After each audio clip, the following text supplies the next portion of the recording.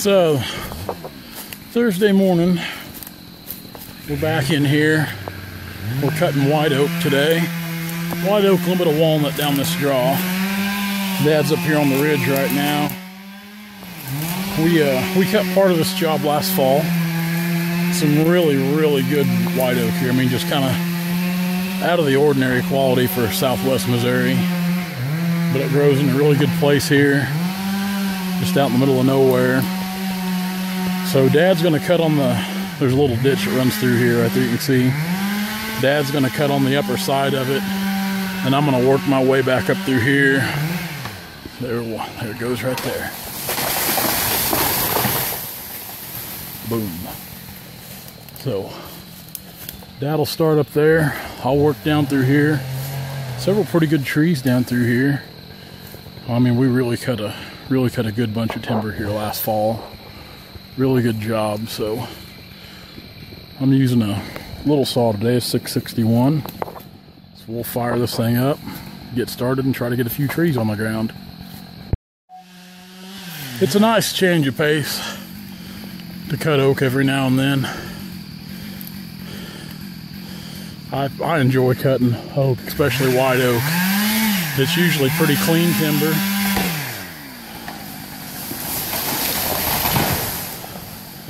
It's usually pretty clean timber, easy cutting. You can cut it a lot faster than you can walnut because there's not so much, there's not so much prep work. You gotta be so careful cutting that walnut. This is the first oak I've cut in quite a while. That one kind of pulled on me a little bit. It leaned and I was trying to swing it around and she didn't swing quite like I wanted her to, but that's a pretty good tree there. Like I said, we got a few more to cut up in there. You know, we cut most of that already. We were pretty selective when we cut it, but I think there might be 5 or 6 up in there we might try to go back and get. For the most part, this ends at this direction. Then we'll head back to the west on up this creek because there's several more on up there and on up the hill back in that direction there. So now this one here, normally I wouldn't cut one this small, but it needs to be cut. As you can see, it's kind of a salvage deal. The old tree ain't doing very good in health. It ain't gonna get no better, so we're gonna go ahead and bring it down and get what we can out of it. There's no need in just letting it go to waste. Even though it's not that big of a tree, it'll still bring a little something. But generally, I don't like to cut stuff that small. I'd just as soon leave it and let it grow. And that's kind of part of the selective harvest method we do. We mainly perform. So I'm gonna turn this thing off and get this one cut and that big one. A couple more right here. Then I'd say we'll have to push some tops around for those up there before we cut them. I'd rather do that and try to fight those tops. It's always better safe than sorry. So I better get to it. Dad's gonna outdo me. We had a couple get hung up, so we brought the skidder down here. You can see it kind of sitting there. Maybe you can hear it. I don't know what you can see on your end of the spectrum, but I did a little bunching. And I've been pushing some old tree tops out around some of the trees we've got to cut. We still got a couple big ones there. Got that one right there to cut. That big tall one right there is just sitting there. I've got it cut off. I mean, it's just sitting there. I'm kind of standing back waiting on a big gust of wind to take it down. And I've got a couple more in there. As soon as I get it down, I got to push those tops out from around them. Get them, and we got some tops right there on that big tall one there. Actually, both of those there. We got to get the tops around them, and we got a few more up here. Then we'll start pushing on west. And this is one of the trees we cut last fall. That's a pretty good size white oak. Oh, I just do not.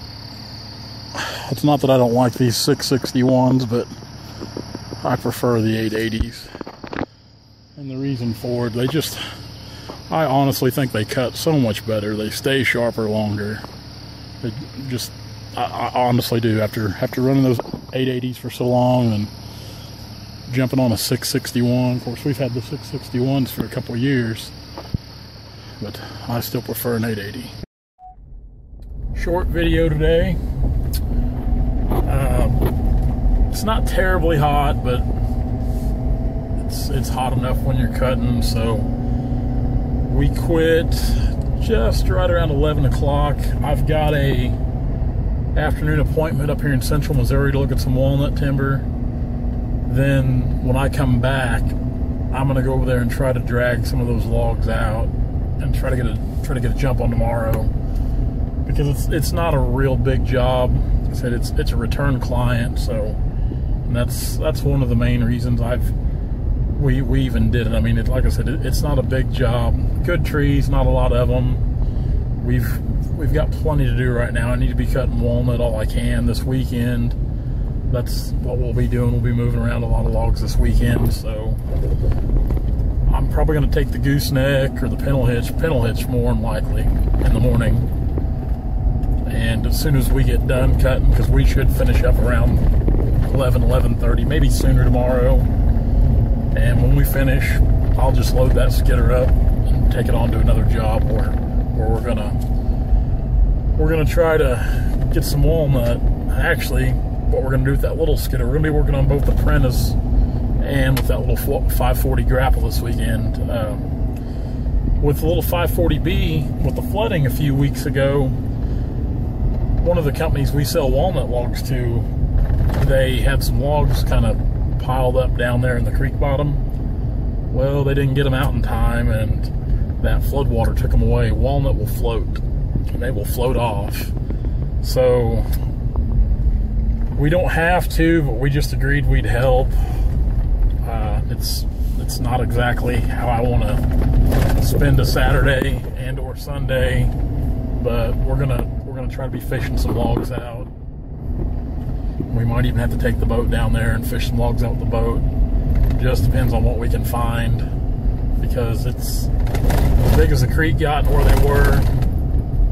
I know we're not going to find them all, so we're just going to find what we can, do what we can to help those guys out. And hopefully they can get a truck in there and get them out here real quick, because there's some pretty good veneer in there, and that veneer ain't going to do real good in this hot weather. So I've been paid, my client's been paid. That's the main thing. The trucking into things, they just need to try to move along a little faster. But guys, thanks a lot for following the channel. As always, sorry it's been a while since we've done anything. Be sure to like and subscribe to the channel, comment. Enjoy talking with you guys. As far as Facebook goes, on all aspects of things, we're still doing a lot. Jeff Mason's still doing a lot with Facebook for the Timber Tracker network. But as far as Turner Logging LLC and Timber Threads, or Logger Threads, I'm sorry, Instagram. I'm trying to do everything on Instagram now. I like it a lot better, so check us out on Instagram, Facebook. We're still active on Facebook, we are. But check all that out. Guys, I'm going to get off here. Thank you so much. Catch you next time. See ya.